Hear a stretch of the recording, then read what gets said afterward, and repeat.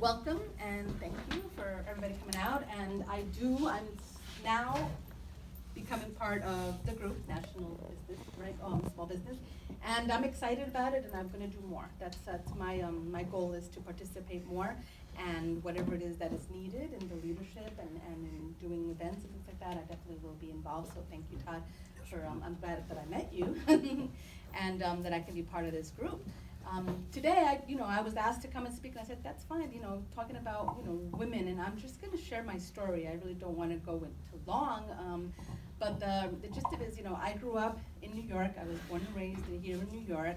My mom came from Puerto Rico here, that's where she met my dad. And, we grew up, my dad was alcoholic, we had some issues, I was too young to know and see a lot of these things, but, when they finally split, then of course you felt it. You could feel, the loss of your father figure. You could feel your mom all upset. You could, all those things. And my mom, being a Puerto Rican mom, she's gonna, she's not gonna forget, right? I don't even think she will forgive. So there's like, so there are things that I had to learn how to, develop my own self-worth and also not take and absorb all that negativity that I was growing up with. But one of the things that, really, I guess, affected me when all these things were happening was that we struggled financially, right? My mom struggled a lot with maintaining the house, keeping the house. She wasn't, I don't even think she graduated high school.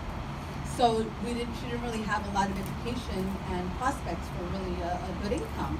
And she'll tell everybody in the world, 4 kids and a dog, and then she lost her husband, So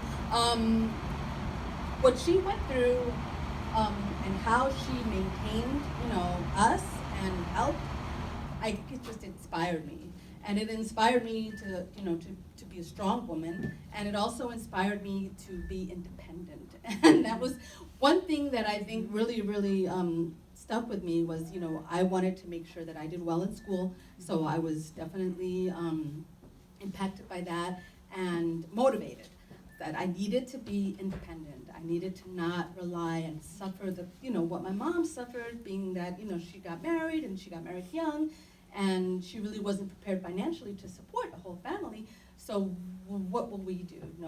We were 3 girls and 2 boys.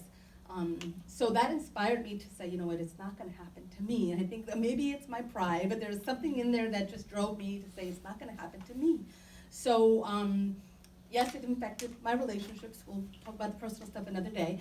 But but it triggered me, and it motivated me to pursue my education, to do well in school.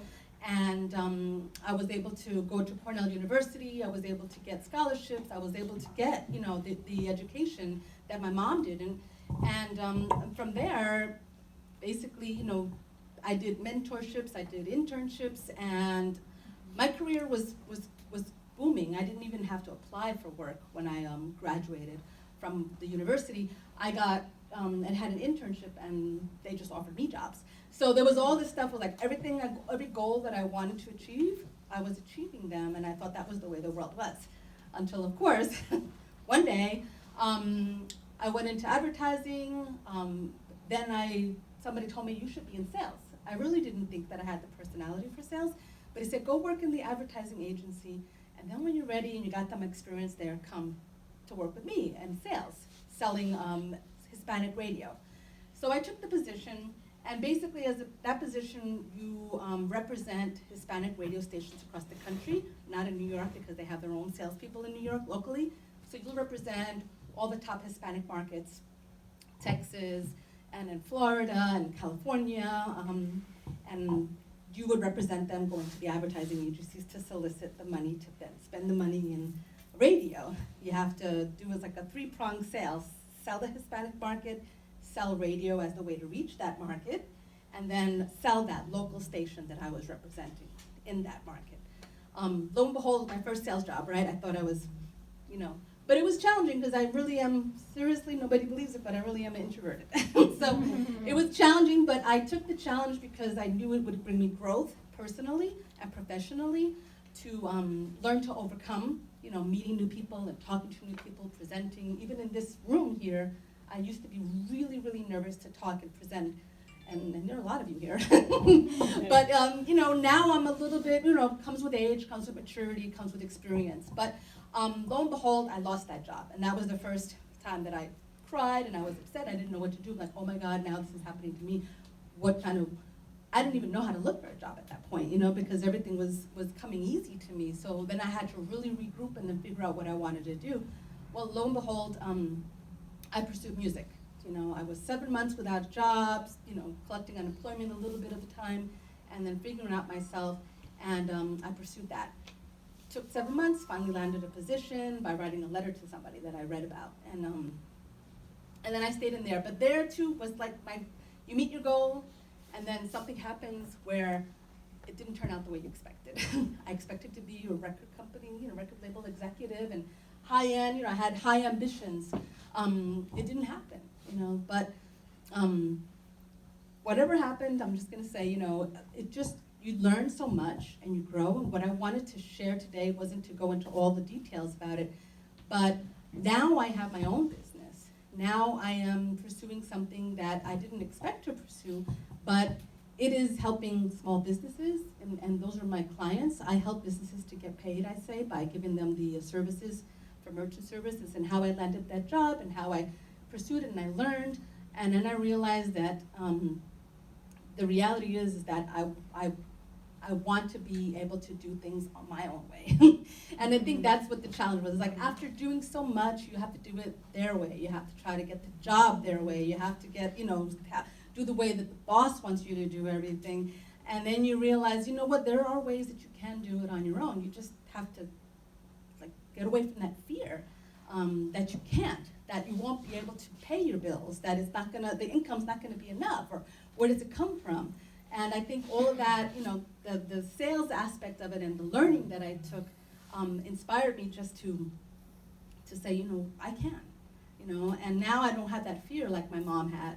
And sometimes she would try to put that fear on me, what are you doing, where's the job? I was like, Mom, my office is up in the attic. She's like, when are you going to work? I'm like, my mom lives with me now because I stayed in New York. Out of all of our siblings, they all left, and I'm still home. I actually purchased the home from her so that I can take care of her, so she wouldn't be all alone.